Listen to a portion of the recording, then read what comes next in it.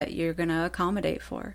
Yeah, and you need to be ready and willing to do that, before you get too far in a relationship and say, hey, look, I can't do this anymore.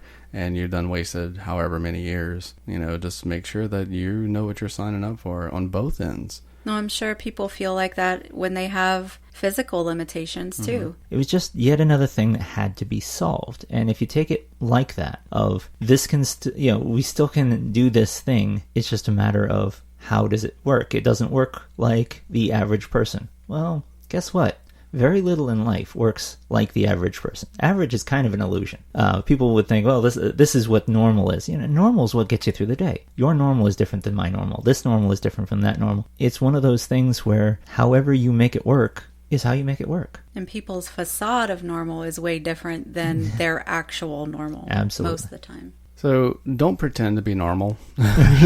Don't put up a facade. Yeah. That's one thing that is so essential to polyamory in general, is that radical, ridiculous honesty. Right. Transparency. Yeah. I am all for the radical honesty. I would rather know, somebody I met is like, hey, look, I've been diagnosed with this, and this. It's like, so if the date is going great and we might have a second date or a third date or, whatever. They told me up front, like, hey, this is who I am. And I'm like, okay, now I know what I'm getting into. And I applaud that honesty. And apparently it was one of those things where they had experienced this before, of where somebody couldn't accept for who they were. They, were shut down after they found out, the real type of person they are.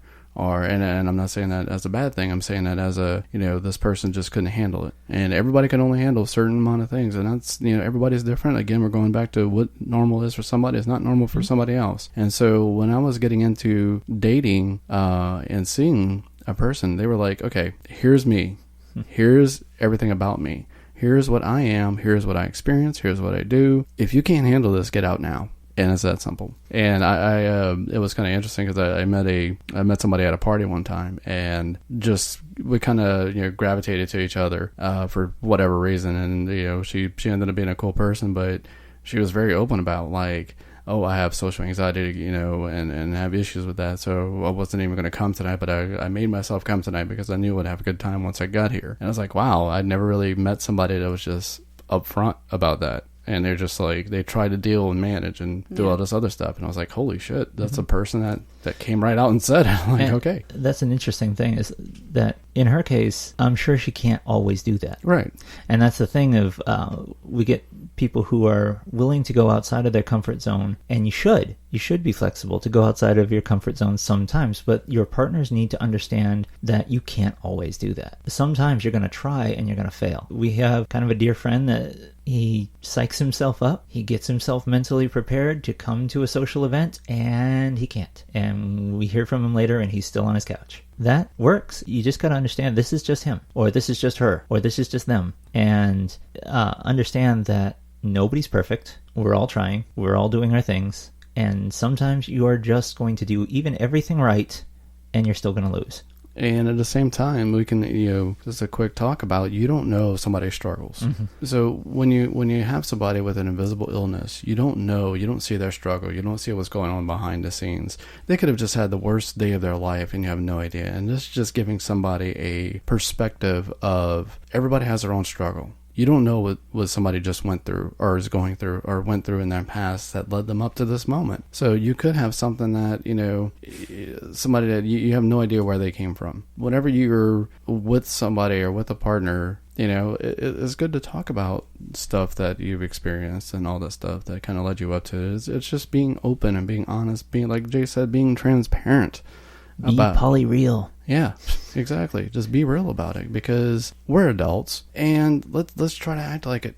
Let's try to not ridicule somebody because they're having issues with something. Let's just be, if you're not up for something, don't lie. It's like, oh yeah, I can deal with that. Oh, you got 5 kids? Yeah, sure. Let's go ahead and do that. Yeah, no. And then you just like, I hate kids. I don't want to be around kids or anything. So yeah, it's one of those things where you got to be upfront and honest. And if your partner is not going to be upfront and honest with you, it's time to have a conversation about it. Especially if you're looking in your polycule to be nesting, to nest with a partner, several partners, have everybody come into the nest, whatever your goal is, it's important to make as many needs as possible able to overlap. Because if you have children and want to be around them and you like them and you want to watch them grow, and that's part of your fuel, and another person who hates children, can't stand them, can't stand being around them, wants to keep them at arm's length, doesn't mind looking at them in pictures, but pretty much after that it gets old, you're not going to make good nesting partners. No. Not until after the kids have moved out. If, hey, some of us out there, and I'm not going to include me in that because I'm actually very domestic, but some people who have children don't even really want them. He's well trained. I'm not domesticated. Well, actually, I am that too. But That's what I thought. That's what I thought. But I'm domestically minded. I love spending time with the kids. I love... Wait, we have kids? Yeah, they're the shortish people in our house. Actually, they're all taller than me. They're all taller than us, yeah. That's the only babies we have that are shorter than you have 4 legs each. Yeah. So. Yeah. Or no legs. Or fur babies. Mm-hmm. Or excuse Alfred. me, Alfred doesn't have isn't legs. furry. He's a snake. Yeah, and he He's a doesn't have snake. legs. Just to take it to a very basic level, when we all got together, and it was the 8 of us, we had a lactose intolerant person. We had, A sugar intolerance. 2 sugar, bread, and even fruit intolerant people, and also spice intolerant. So we had to, me being the primary cooker person, chef. I will go with chef because, dear God, you're not just cooking. You're doing some kind of fucking wizardry in the kitchen. The person who does the majority of the cooking, I had to take all of that into consideration. And I'm not the type of person to just be like, here, I made this, suffer through it, even though you don't like it. I know you don't like it, and so, you're just going to have to deal with it. I'm not mean that way. So if I know somebody has an issue with a thing, they don't like a thing, there has to be some points of like, okay, I can't bend on this today. I can lessen the spice. I'm allergic to mushrooms, so I couldn't. A lot of the recipes that they used to use before we moved in included cream of mushroom, so we had to include cream of chicken instead. We kind of like having Jay around, so we didn't want her to die. Not today. Yeah, Not today. Maybe in the future. No. Anyway. Kind of like her. And so we would have to find other snacks for the people who couldn't have fruits. We would have to have substitutes for people who couldn't have the rices or the breads or lactose. So we found substitutes for all of those things. And we were able to make recipes and meals and everything for... And Jay would perform her wizardry. It tastes delicious. And everybody made it through. There were some dishes people liked more than others, but I believe for the majority of the time, everybody pretty well enjoyed having meals and dinners. And, so it's just finding what works for everybody. And if that means you don't get to have mushrooms for the rest of the duration of your life, you have to figure out where that fits into your priorities. And if mushrooms is a deciding factor on whether you can or can't be with somebody, you might have to. Yeah, if that's really you, if it's really that important, you need to own that and be upfront with it. It's like, how are you on mushrooms? Yeah. Well, no. We're not talking about those kind of mushrooms. I found... Hey, mushrooms were a major part of my diet at one point in my life, and they're not anymore, and I don't miss them. I'm sorry. I don't miss them that much. That's the thing, is it's just really not that... I still feel bad for it. You shouldn't. I miss mushrooms. Well... There's not much we can do about that. Well, I'll miss them alongside you, and we'll be fine. Okay, we can miss them together. Yeah, so like for me, sarcasm is a big part of my diet, and I had to teach people how to be sarcastic. In fact, that's probably what you exist on, I think. Yeah, probably. Yeah. Caffeine. He's taught our oldest daughter how to be sarcastic, and it's amazing. Yes. Seeing her bloom in the world of sarcasm has been quite the entertainment experience. Not always, but there's been a lot of progress. Yes. And it was kind of interesting to start where it was like, what was that?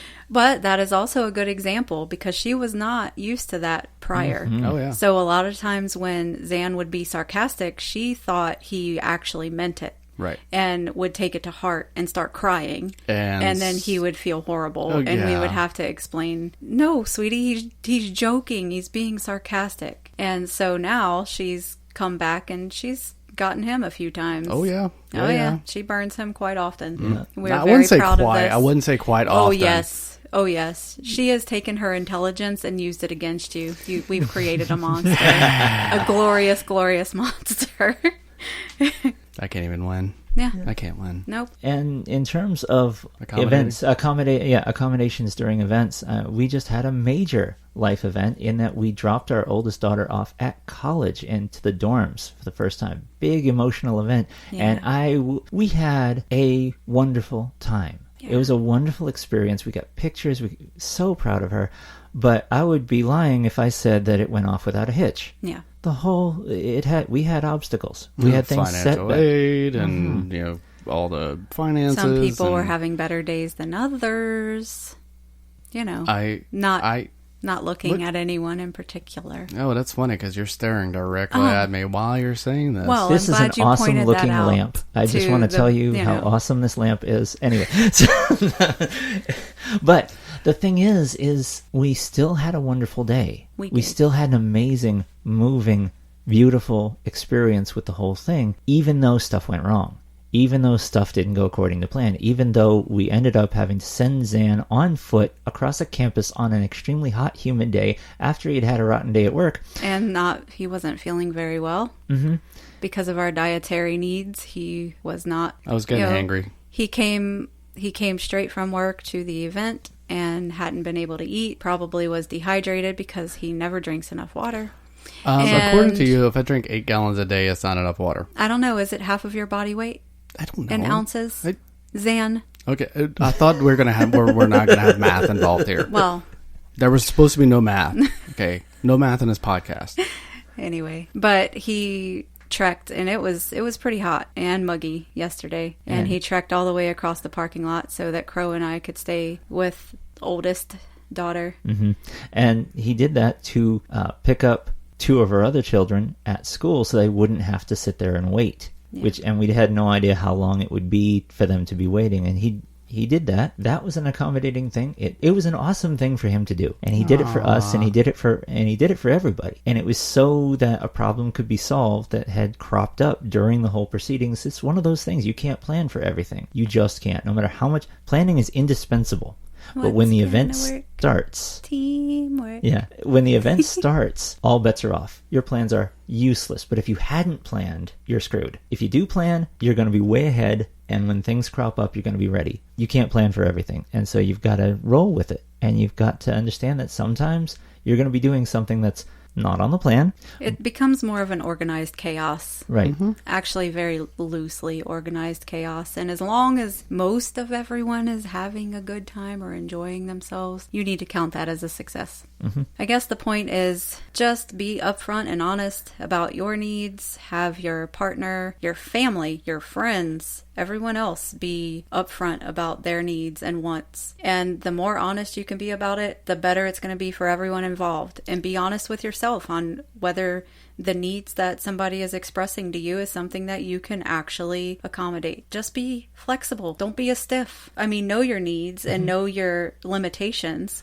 but also within those, be flexible. Be flexible, but don't be fake. Right. Exactly. Don't front. If you honestly this is a serious issue, a serious withdrawal from you, it's emptying out your spoon bank, you gotta let people know. Say it nicely. You don't have to be mean about it. People have got to know the real you. Don't put on a front. Don't lie. It all comes out in the wash. Introspect yourself, because a lot of times in social situations and things, when we talk about our personal needs, people can lie to themselves first, and then they're so far into that lie they actually have come to believe it, and then they say it to other people, and then it turns out not to be true. Why'd you lie? Well, I didn't, because you believed it too.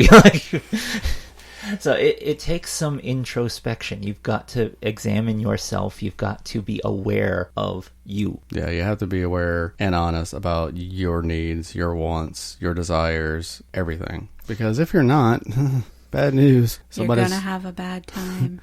There's nothing more disheartening for a group to come off an event and think everybody had a wonderful time, and then you get home and somebody crashes big time because they had been fronting all day long, and they are emotionally, mentally, physically wiped out. Right, it would have been better off if they just would have said straight from the start, as I cannot do this today. I need... Well, yeah, if they would have just excluded themselves, if they would have been self-aware enough to say, you guys go and have a good time. That's not to say that, you know, if they told me that, I wouldn't be disappointed, but I would be more disappointed to be made to feel guilty afterwards for feeling like I kind of